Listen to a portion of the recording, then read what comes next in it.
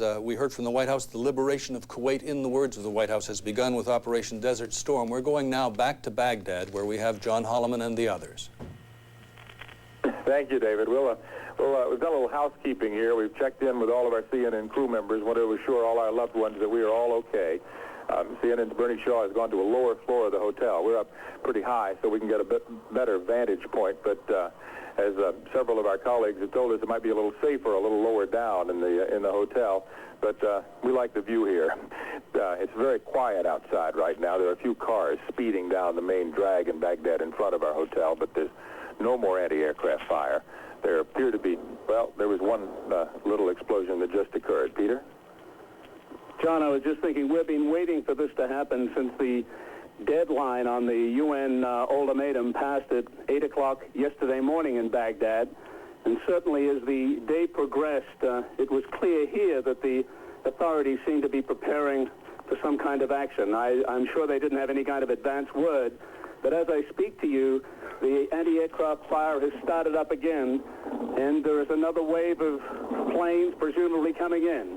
We have yet to see the bombs fall, but it's the same pattern of the previous at least 3 rays that we have witnessed. John? All right, the anti-aircraft fire is now going toward the south. We're looking out to the west, and we see the tracer bullets going to the south.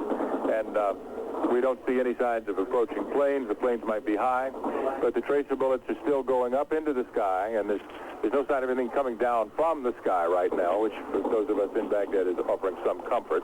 But we've seen these bombs come down before, and so the situation is that the attack on Baghdad continues, and we'll continue to provide you with what coverage we can. You can hear the sounds of the anti-aircraft guns in the background as I look out the window here and continue to just describe what I see. It's very dark in Baghdad now. Most of the lights in downtown are out. The sounds that you hear are the sounds of Iraqi anti-aircraft guns pointed skyward. We don't have any indication at all that these anti-aircraft guns have had much success. Certainly no signs of airplanes in any danger at all. And from what Peter has been able to determine from his experience in this, it appears that the planes are so high that the anti-aircraft fire can't get to them. And that's just something more to report to you tonight. There are a couple of trucks on the street now. We only heard one siren in downtown Baghdad. At the beginning. Yeah, at the beginning. Bernard Shaw joins us now. Bernie, you and I have a rule from the days that we both anchored. You always warned me, don't ever go on television out of breath. I'll give you another moment to catch your breath. Well, the reason why I'm winded is that I've just come from the bomb shelter, checking on the people here in the hotel and checking on the employees and everybody else and making certain where it is we should go.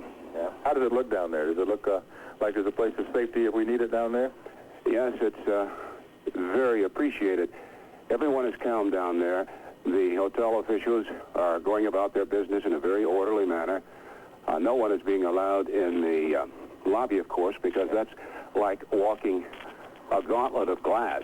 Oh, really? There's a lot of broken glass there? No, I don't mean that it's broken, but if anything happens, if a bomb goes off near the hotel, you'll have shards of glass, and it would be very, very dangerous. Yeah. I was just thinking, Bernie, what does it say for the planes that the hotel has the bulletproof windows? Maybe they're bulletproof, but they won't survive an explosion from some of the ordnance that they're putting down on this city tonight. Absolutely. Wherever you are following CNN's coverage of this, our colleagues in Washington and our colleagues in Saudi Arabia obviously know a lot more than we know, but we are on the receiving end of it. The skies are dark, and it is relatively quiet. And every time you get a break, this is an interesting psychological feeling. That's a call that we probably tried to place to our headquarters a few minutes ago. We'll see. Bernie Shaw is on that phone now, and we'll see if it's got some information for us or if it's something else. Bernie, is that something our viewers need to know about?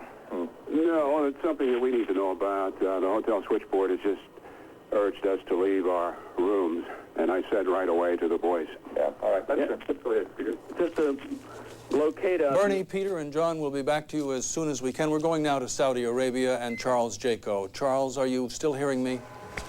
Charles Yes, Jaco is just the air putting raid sirens are just now going off here near these U.S. bases in Saudi Arabia. We've sent the entire camera crews inside right now. We're all preparing to put on our gas masks, as we've been told. There are sounds of planes overhead. We don't know whose planes there are, but air raid sirens are going off insistently. There are military convoys on both sides of me. We're being told to get off this platform and get inside into the air raid shelter immediately. But right now, everyone's been training for this, and it looks like we may have to.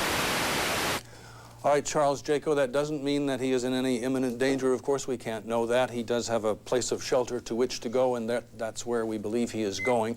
He is well equipped and cared for. We're going now back to Baghdad and our reporters at the Rashid Hotel.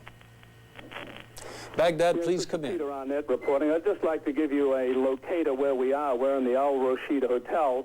It's a 14-story hotel. We're on the 9th floor. They say the windows are bulletproof. We're not sure about that, but it does give a great ringside view of what's been happening here this evening. The skies have been calm here for the past 10 minutes.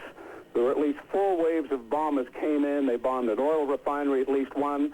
They seem to be bombing near the airport. There are other military installations it seems were hit. We saw some explosions within a mile of us, maybe a communications center. But the skies are indeed calm right now. We don't know if this particular stage is over. Do I have Bernie Shaw here again, Bernie? And Peter, I'm trying to see, do you know what happened to our set of binoculars? I want to see if we can establish the outline of the TV tower from which we've transmitted all our reports. John, can you see it? Yeah, let me go back to the window, Bernie. The tower is now dark. We saw it lighted, I guess, 10 or 15 minutes ago, and it's the fact that it's dark. I mean, I think Bernie, if that tower had been hit by now, we would have seen the explosion at the tower. I believe it's probably still intact. We did see an explosion at what appeared to be an airburst almost near the main telecommunications center in downtown Baghdad. But the fact that we are still able to communicate with our viewers indicates, because the wires that we are talking to you on, we believe, go through that communication center, indicate that at least some of that center is still available, still intact. I just want to add one thing to everybody, that we are safe, relatively speaking, Peter, and there is no sense of an immediate threat to our lives. Do you concur with that? I would concur to that. We are safe here. There has not been an explosion with a mile or two of us. We are some distance from important government targets, and as far as I'm concerned, I've been through a few of these in the past. I think we're safe enough here for the time being. Within a minute, we can get to a shelter downstairs. I'd like to make one comment. It was said that when the U.S. air attack started, all communications would be totally blanked out. We presumed that we wouldn't be able to talk to you like this, but whatever that plan was, or whatever that proposal was, or system was, it doesn't seem to have worked, because we still have communications with you. John? I'm wondering why the hotel chooses to turn on all these fluorescent lights downstairs in the garden. My goodness. I think, Bernie, they don't have anybody willing to go out there and turn them off. I think that's what it is. The hotel has emergency power, and when the main electricity goes off, as it did to our broadcasting system here, we could. This tracer fire here is going very high in the sky over the hotel. Peter, I've had a sense all along during the initial raid and then the second run and the third, I had a sense that the anti-aircraft gunners were shooting at what they could not see. Well, I commented earlier that I think these planes are flying very high. It's basically strategic bombing. That's why I'm not really concerned about the lights in the garden. I think these planes coming in have designated targets. They're locked onto them.